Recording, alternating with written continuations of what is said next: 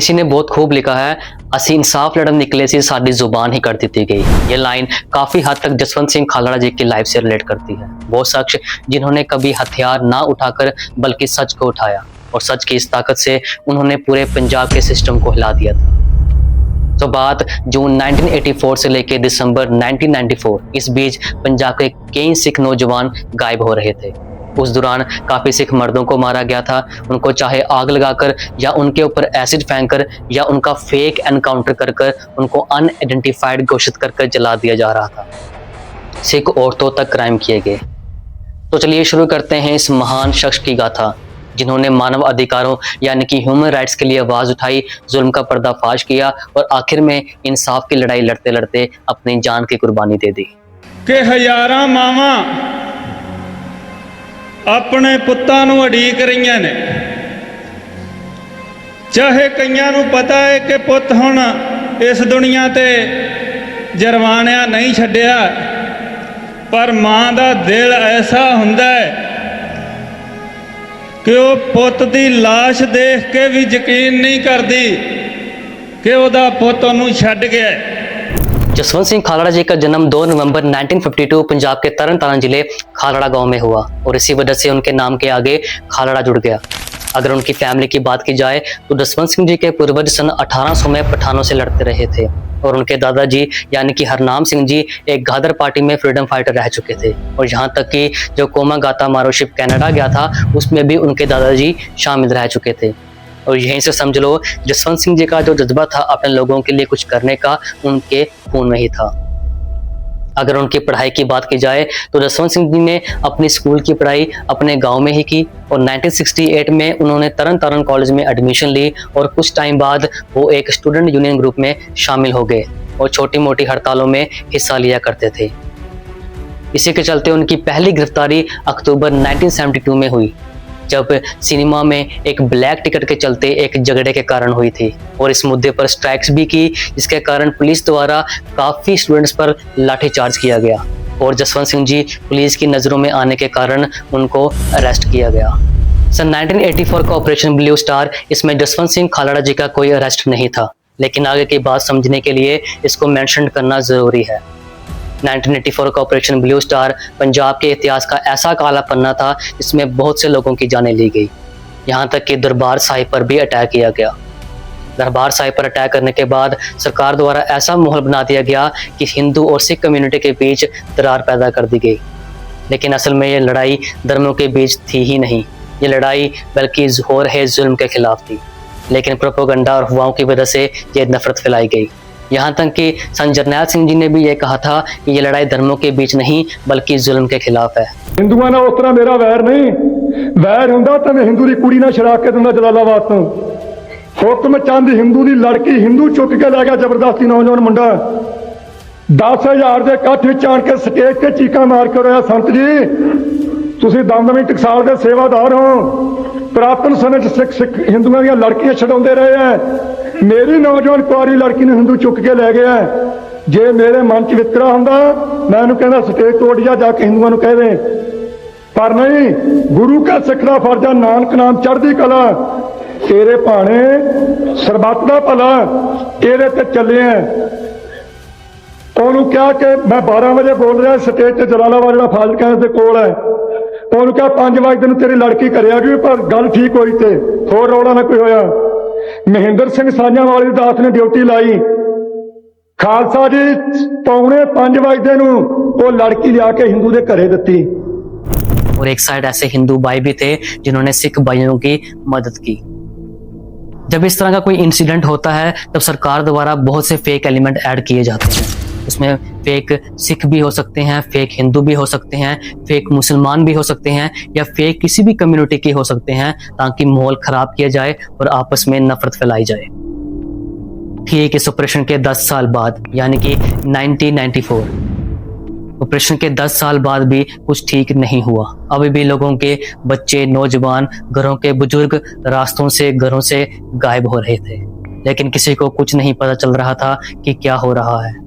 इसी के चलते जब अमृतसर के बैंक के एम्प्लॉयज यानी कि जसवंत सिंह खालड़ा जी के दोस्त गायब हुए, तब उसी बैंक के मैनेजर यानी कि जसवंत सिंह खालड़ा जी उनके घर पहुंचे तब घर वालों ने कहा कि वो काफी दिनों से गायब हैं, इसमें पुलिस भी कुछ नहीं कर रही है। तब खालड़ा जी खुद अपने दोस्तों को ढूंढने की कोशिश करते हैं, लेकिन ढूंढने पर भी वो उन्हें नहीं मिलते। तो कुछ दिनों बाद जसवंत सिंह खालड़ा जी के दिमाग में एक बात आती है कि अगर कोई आदमी मिसिंग हुआ है, क्या पता वो मर गया हो, क्योंकि उस टाइम ये बड़ी बात नहीं थी। तो फिर जसवंत सिंह खालड़ा जी अपने दोस्त जशपाल सिंह जी के साथ, अपने कुछ और साथियों के साथ सरकारी अफसर बनकर अमृतसर के केन शमशान घाटों में जाकर इसके बारे में पूछा। तो वहां जाकर उन्हें कुछ और ही पता चलता है। वहां जाकर उन्हें पता चलता है कि यहाँ रोज की 8 से 10 लाशों को लाया जाता है और जलाया जाता है। कभी कभी तो 2 या 3 लाशों को, कभी कभी तो ट्रक भर के लाशें लाई जाती हैं और जलाई जाती हैं। जब खालड़ा जी ने वहां पर ड्यूटी दे रहे मुलाजमों से इन सब लाशों का हिसाब मांगा जो जलाई गई थी, तो उन्होंने कहा इन सब लाशों का रिकॉर्ड्स आपको सिर्फ और सिर्फ म्युनिसिपल दे सकता है, क्योंकि लवारिस लाशों का सारा खर्चा म्युनिसिपल करती है। लेकिन ये इतना आसान नहीं था।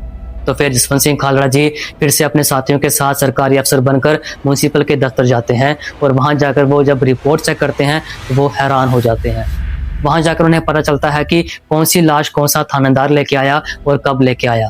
और यहाँ तक कि उन्हें यह भी पता चलता है कि 6017 लाशें सिर्फ और सिर्फ सिख नौजवानों की थी, जिनकी उम्र 15 से 35 साल के बीच थी, और उसमें काफी बुजुर्गों की लाशें भी थी।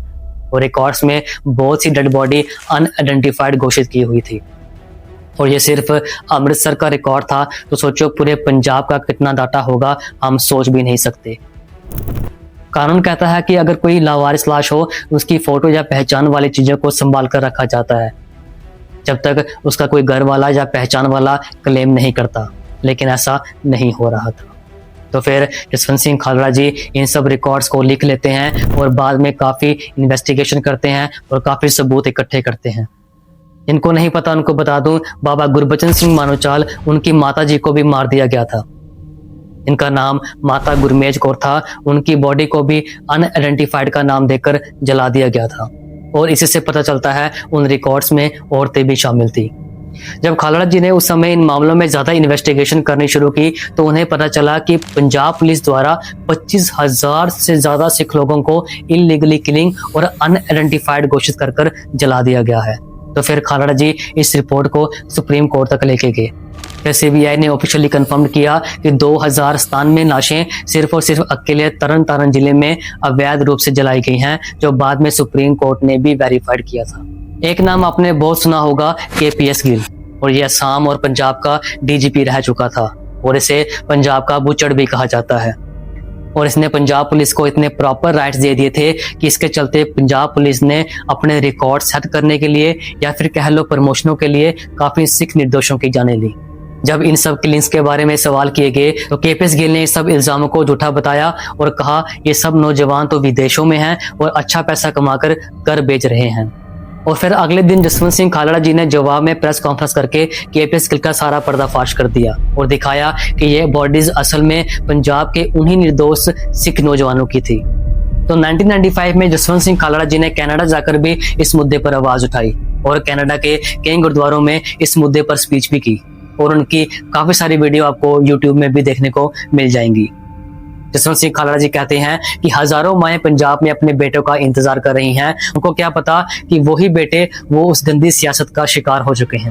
ਅਸੀਂ ਪੰਜਾਬ ਤੇ ਹਰਿਆਣਾ ਹਾਈ ਕੋਰਟ ਦਾ ਦਰਵਾਜ਼ਾ ਖੜਕਾਇਆ ਕਿ ਜਰਵਾਣਿਓ ਘੱਟੋ ਘੱਟ ਸਾਨੂੰ ਇਹ ਡਿਟੇਲ ਤਾਂ ਦੇ ਦਿਓ ਕਿ ਕਿਹੜੀ ਲਾਸ਼ ਕਿਹਦੀ ਹੈ, ਤਾਂ ਕਿ ਅਸੀਂ ਹਰੇਕ ਮਾਂ ਭੈਣ ਨੂੰ ਦੱਸ ਸਕੀਏ, ਹਰੇਕ ਬਾਪ ਨੂੰ ਦੱਸ ਸਕੀਏ ਕਿ ਉਹ ਆਪਣੇ ਦਿਲ ਦੇ ਵਿੱਚ ਜੋ ਧਾਰੀ ਅਰਦਾਸ ਹੈ ਉਹ ਸਤਿਗੁਰਾਂ ਪਾਸ ਕਰ ਸਕੇ ਕਿ ਸਤਿਗੁਰੂ ਮੇਰੇ ਪੁੱਤ ਨੂੰ ਆਪਣੇ ਚਰਨਾਂ 'ਚ ਨਿਵਾਸ ਬਖਸ਼ੀਏ। ਆਪਣੇ फिर खालड़ा जी ने World Sikh Organization of Canada के सामने भी पंजाब का काला सच पूरे सबूत के साथ पेश किए।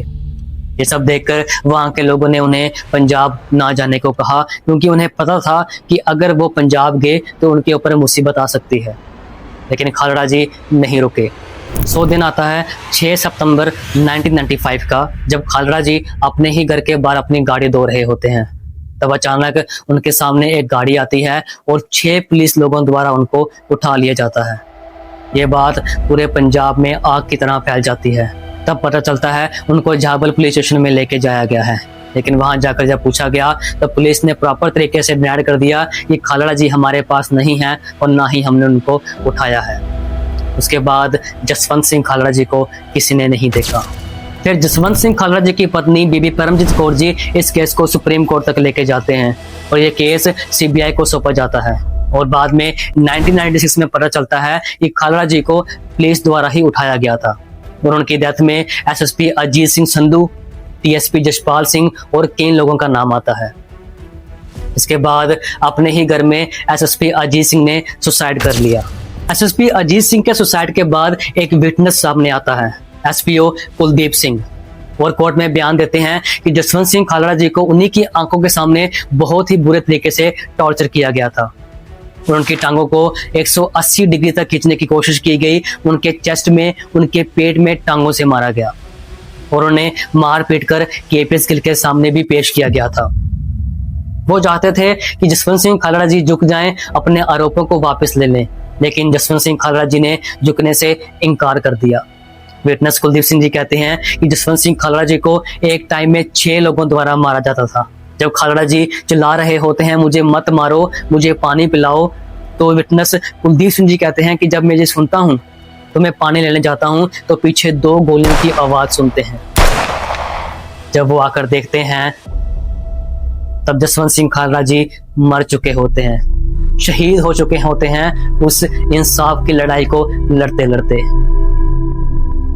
बाद में उनकी डेड बॉडी को एक हारी के किनारे में फेंक दी जाती है।